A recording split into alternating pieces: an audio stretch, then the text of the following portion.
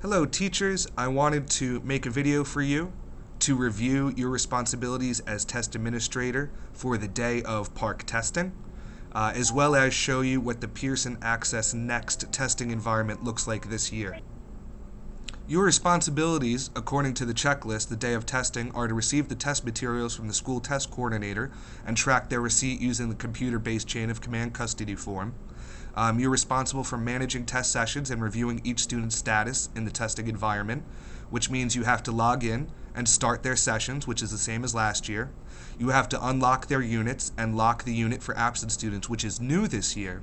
And you have to resume student tests and ensure that they have submitted their completed units, which is the same as last year.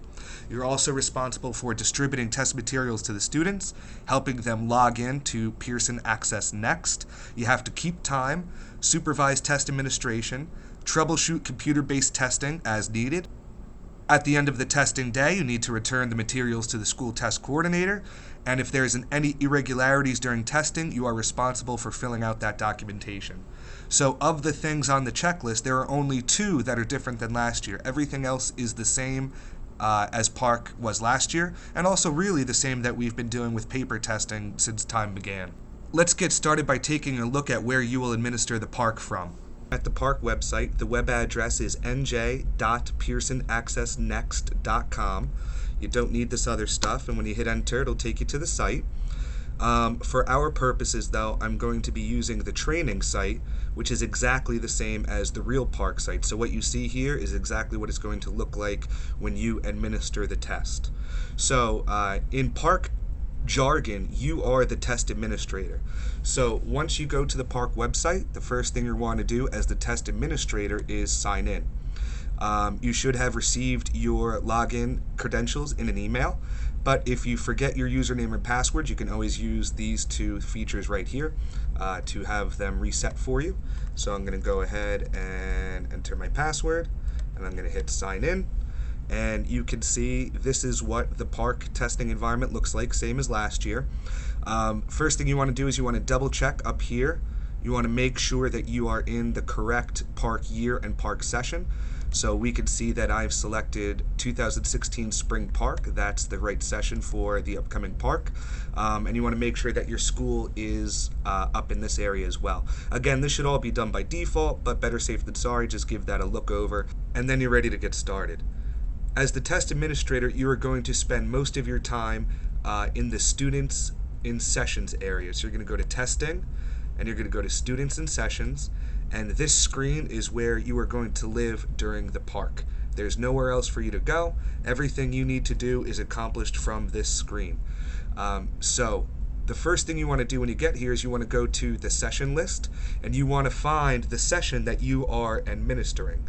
The way I have it set up is by last name, and then subject, and if you are administering more than one PARCC, then by grade. So I'm going to type in Aviles, and you'll see that it pops up with all of the sessions. And let's say I want to administer Aviles ELA 7, but I accidentally click Aviles ELA 8. If you click the wrong session, if you click somebody else's session, it's easy. Just click this X right here, and it will get rid of it. And then you want to go and get the correct session because you can only have one up at a time. So the session we're going to work with here is Aviles ELA 7. I click on it, and it's going to load up. This screen should look familiar. It's the same as last year. There is one big difference this year, and you'll notice down here each ELA unit has a gray ready box with a lock next to it, and that's because there are no longer seal codes for the PARCC.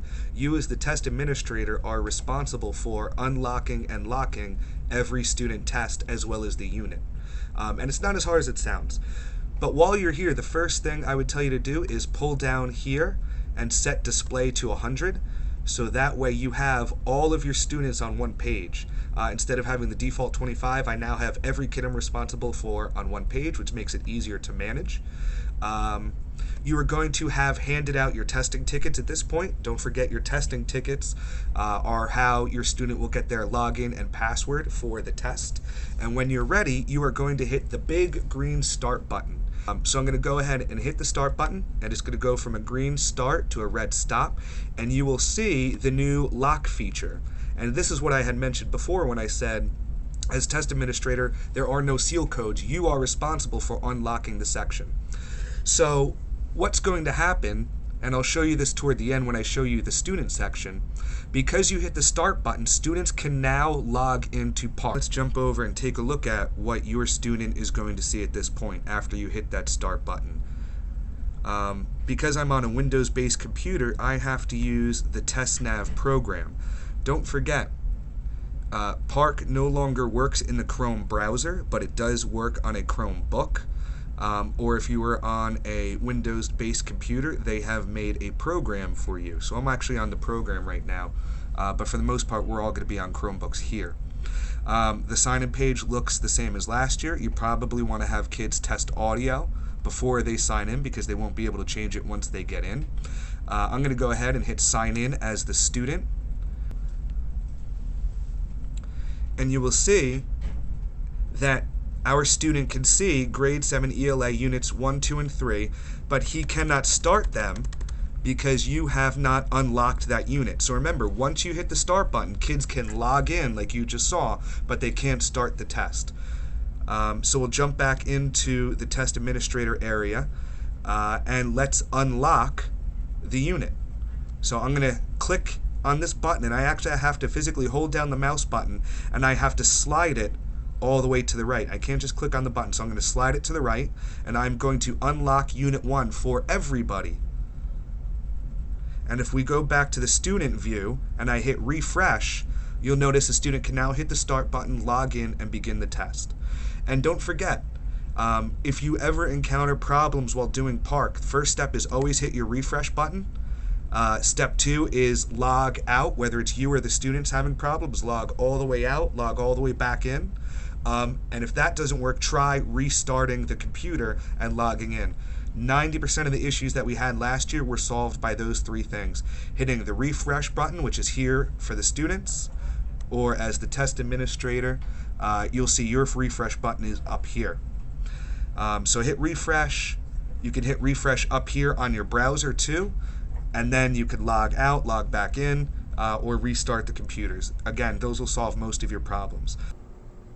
Because we have unlocked Unit 1, when we jump back into the student view, you will see that the student can now start Unit 1. So the student will hit start, and you'll see that the browser is going to go into lockdown mode. You'll notice that they cannot exit any other way but sign out. They can't navigate to any other websites or anything like that. Students will be able to hit start test now. And this part pretty much looks the same as last year. Students can review questions. They could bookmark questions to come back to later. They have the notepad. They have the answer eliminator. Over here they have the magnifying glass. And they have the show line reader, which allows them to kind of read one line at a time. So these are features that any student can have. That's where they are. So let's say the student is taking the test and they are done and they exit, or the computer crashes, or they have to go to the bathroom, whatever the case may be. Let's say that your student signs out of TestNav. Just like last year, we're going to have to resume a student's test. So while this is exiting, we'll come back over here to the teacher view. I'm going to hit the refresh button. And if you're looking at this bar area up top, you'll see that we have 1 student exited, right? Because we have gray means ready, green means they're actively taking the test. That means they're in a section taking the test. Exited means that they have exited a section for whatever reason that they're done. And so if I scroll down, we can see clearly that this student isn't exited. Well, let's say they went to the bathroom. Let's say that their computer crashed. If I just have to resume 1 student's test, I can click on the down arrow and I can click resume. And that student will be automatically able to log in again, and it changes to a yellow resume up here. If I have to resume more than 1 student, the easiest way to do that is to either select each individual student that needs to get resumed, or if I need to resume all my students, I can click this checkbox up here. It's going to select all of the students in a session, and I want to come up here to the task area, and I'm going to select the Resume Students button from the drop-down menu, hit Start, and then it'll show me all of the students that I've selected. And what I can do is I can click the checkbox above the unit that I want to resume, and then hit the Resume button, and all of the students will then be resumed.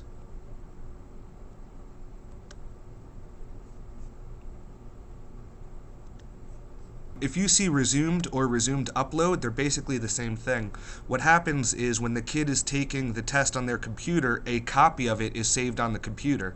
And sometimes that copy of the test needs to be uploaded to the server, so that way they don't lose any answers or anything like that. So resume and resume upload are basically the same thing as far as the test administrator is concerned.